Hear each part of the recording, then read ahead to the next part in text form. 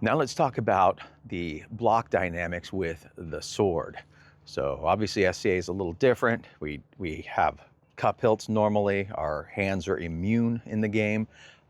So a lot of times it gets interposed. It is a poor kung fu form to do it. So try to avoid, you know, doing this as much. But so what you're going to want to do with the sword, just even with a stick. Let me grab a stick real quick. Is you want to treat the stick as if it was edged.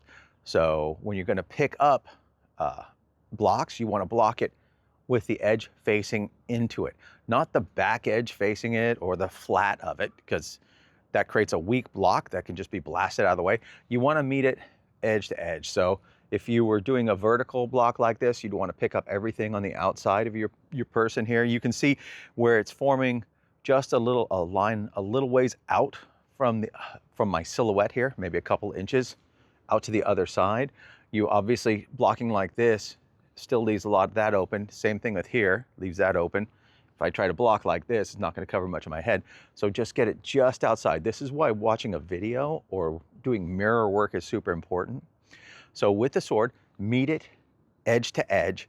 You can block, for the most part, everything down to the knee. If you're willing to touch the top of the hilt to the knee, you can pick up out there and out here. Though, you know, you can do an inverted, a draping block there, which is pretty classic if we were going full body target there. But again, you'd pick it up with the edge of the weapon.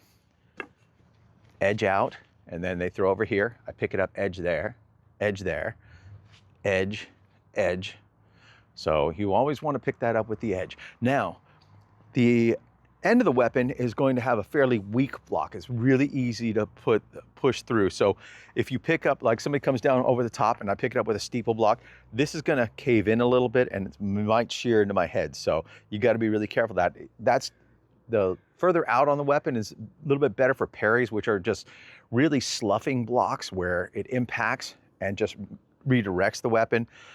The closer you get to the hilt, though, the stronger the blocks can be. You can even block axes and other weapons at getting closer to the hilt. Another point is, don't reach out too far to block. When somebody throws at this arm, I don't want to do that. I don't want to, they throw over here, I don't want to reach out so far. You want to come out just enough and lean a little bit further out, but you only want to come out just enough to get the block. Just enough to get a block, maybe with a couple inches. And at the same time, you lean away to give yourself a little bit extra room. So the problem is if you're blocking and you reach and you go out to reach something, it's so much longer for this to return to the other side. So if they fake you out and you extend way out over there, there's no way you're going to make it back here in time to pick up that block. So with the sword, you can do the vertical blocks.